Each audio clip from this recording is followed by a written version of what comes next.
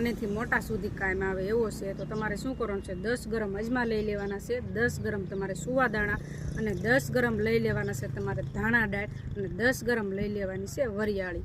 આટલું વસ્તુ તમારે લઈ લેવાનું છે। પછી આગળ તમને બતાવું કે તમારે અડધી ચમચી જેટલી લેવાની છે હળદર, અડધી ચમચી મીઠું અને 1 ચમચી જેટલો તમારે લઈ લેવાનું છે લીંબુનો રસ।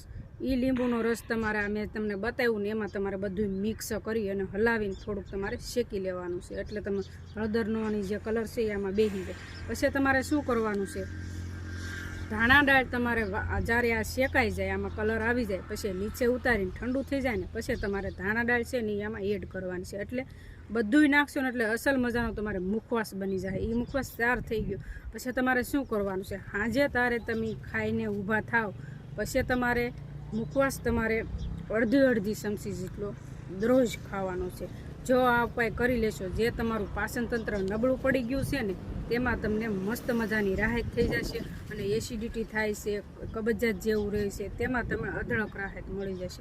અને વિડીયો ગમે તો લાઈક, શેર અને ફોલો કરી દેજો।